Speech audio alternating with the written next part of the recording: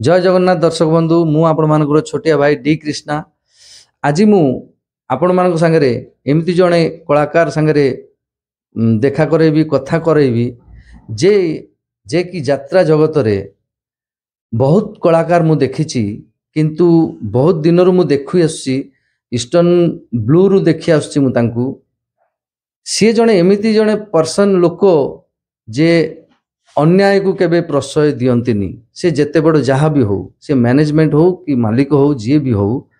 से अन्याय तो अन्याय न्याय न्याय तो न्याय तो सेमितिका व्यक्ति को मु बहुत लाइक करे I very like this type man तो सेमती जड़े व्यक्ति सांगे आम जा देखा करवा कथा हवा सांगे तांकर जीवन विषय कथा टी हवा तो चलतु तांकर ना हूँ ब्रज नायक एवं आमे समस्ते जानू कुन्ना भाई बोली तो जीवा कुन्ना भाई संगे टिके कथबार्ता हवा। भाई नमस्कार। नमस्कार भाई आमर दर्शक बंधु माने बहुत मते बहुत अलग वीडियो रे कही जे कुन्ना भाई आपण पार्टी जाइछंती टिके तांकू आनिबे ब्लॉग रे इंटरव्यू रे तो सेति पे मु आपण को कहली तो धन्यवाद सेति पे बहुत बहुत धन्यवाद। तो मु चाहिबी दर्शक माने टिके कहबे घर कौन केमती कौन कोठी घरटा मोर Jagatsinghpur proper Jagatsinghpur 13 number ward देवग गाँ तो घरटा सेठी भाई मु तो ईस्टर्न ब्लू रे प्राय हे गला 10 वर्ष हबो बोधे 10 वर्ष ऊपर हबो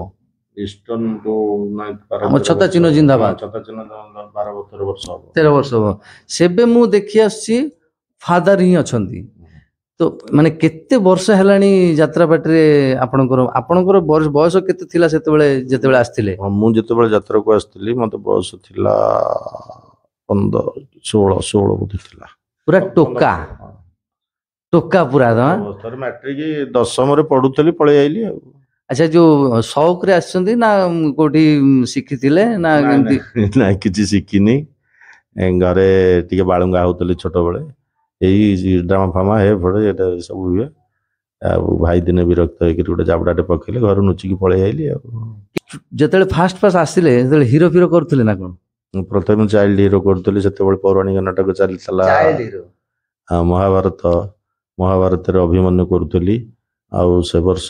रांगा बिला फांसी हेतिला सेतिरे संजय चोपड़ा करथली आउ ब्रज नायकर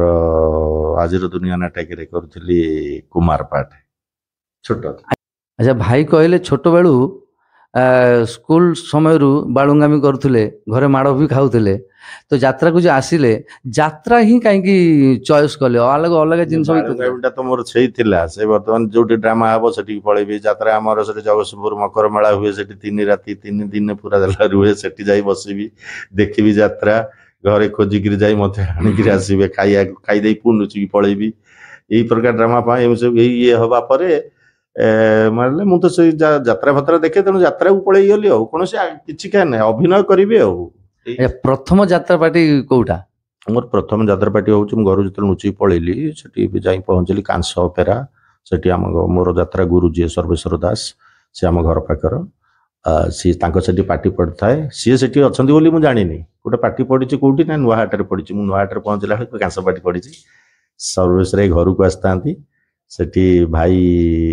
कहले आम टुआ कूड़ा पलि जाइए सी सब आसिक देखला बेलू मुझे बुलूँ घरे खोजा पड़ी तू कौन एटी एटू मत कहला हो मन बुझीगले जीव पाठ पढ़ुता तो पाठ पलि आस स्कूल मत 4-5 दिन से रखिले कहले जो मुझे आज जीवन जमा आउ गलिनी से रही तापर से तो रही चली आ पछक फेरीनी। अच्छा यात्रा मु जेतेबेले ईस्टर्न को आस्थिली आपण संगे जेतेबेले देखा हैला सेई ईस्टर्न रे गोटे नाटक होतला बोधे छत्ता चिन्ह रे जिंदाबाद छत्ता चिन्ह रे वोट दियो छत्ता चिन्ह रे वोट दियो सेतिरे जणे डमो कैरेक्टर करथुले मन अछि तो भाई गॉड से माने कलाराण दे कहूची मु समस्त को हां नटिया डमो समस्त को ए कथाटा भी मु कहे से नटिया डमो जो कैरेक्टर टा एते माने हार्ट को टच करथुला माने एकदम परफेक्ट डम मानकर जो जेमती कैरेक्टर जेमती ବେଶ ପୋଷାକ ଯେମିତି କହିବାର ଶୈଳୀ ତାଙ୍କ ଅପୋଜିଟରେ ଥିଲେ ଦେବୀରଥ ଶ୍ରୀଯୁକ୍ତ ଦେବୀରଥ ଯିଏ ହେଇଥିଲେ କି ମାନ୍ଧାତା ବଶିଷ୍ଠ ମାନ୍ଧାତା ବହୁତ ଜମିଦାର ଲୋକ ବହୁତ ବଡ଼ ଲୋକ ତ ତାଙ୍କ ସାଙ୍ଗରେ ଆଙ୍କର ଟକ୍କର ଓହୋ ଲଭ୍ ୟୁ ମାନେ ସେଇ କ'ଣ କହିବି ଭାଇ ସେଇଟା ମୁଁ ଦେଖିଥିଲି ସେଇଟା ବୋଧେ ସବୁ ସମୟରେ ଆସେନା ସେମିତି ନାଟକ ସେମିତି କଳାକାର ସେ ଇଷ୍ଟର୍ଣ୍ଣ ବ୍ଲୁରେ ବି ସେ କଳାକାର ଥିଲେ ସେଇ ପ୍ରକାର ସବୁ ଜାଗାରେ ସବୁ ଖଞ୍ଜି ହେଇକି ଥିଲେ ଦେବୀରଥ ଥିଲେ ଟିକି ଠୁ ଆରମ୍ଭ କରି ହୁର୍ସି ମିଟୁନା ମାନେ ସବୁ ତ ଖଞ୍ଜି ହେଇକି ଥିଲେ କାହ୍ନା ବ୍ରଜପାଣି ଆମର ଇଏ କ'ଣ ତାଙ୍କ ନା ବୁଲୁ ବିଶ୍ୱାଳ ଶଙ୍ଖାଳି ସେ ବହୁତ ସବୁ ଷ୍ଟାଫ୍ ଥିଲେ ତେଣୁ ମିଶି ଯାଉଥିଲା ସେ ନାଟକ ଥିଲେ ତ ଆଗେ ବର୍ତ୍ତମାନ ଯୁଗରେ ସୋସିଆଲ ମିଡ଼ିଆରେ ହିରୋ ହଉ କି ଭିଲେନ ହଉ କି ଫାଦର ହଉ ସେ ଯେ ସିଙ୍ଗର ହଉ ମାନେ ସୋସିଆଲ ମିଡ଼ିଆରେ ଭାଇରାଲ ହଉଛନ୍ତି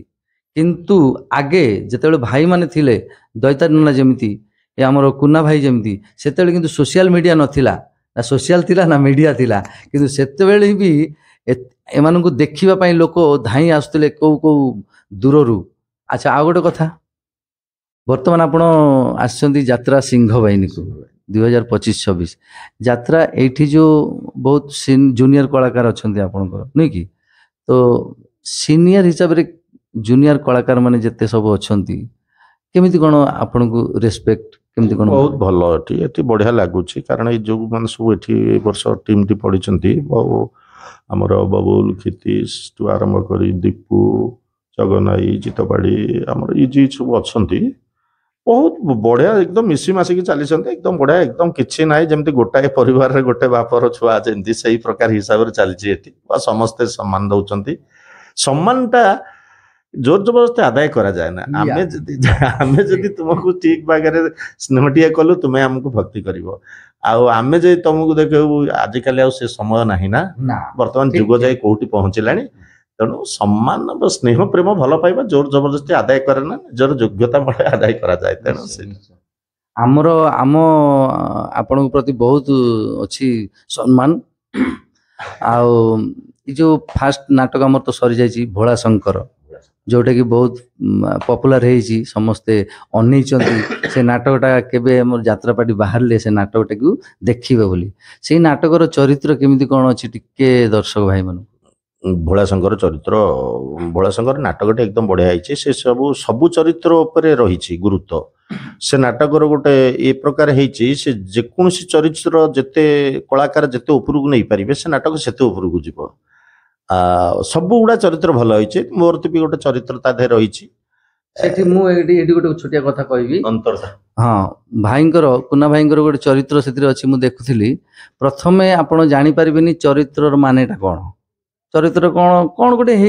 ଜାଣି ହବନି କିନ୍ତୁ ପରେ ପରେ ଜଣା ଯାଉଛି ଯେ ଚରିତ୍ରର ବହୁତ ମାନେ ଡିପ୍ ମାନେ ଚରିତ୍ରଟା ଅଛି ଆଉ ଏତେ ସୁନ୍ଦର ସେ ଚରିତ୍ରଟାକୁ କୁନା ଭାଇ ମାନେ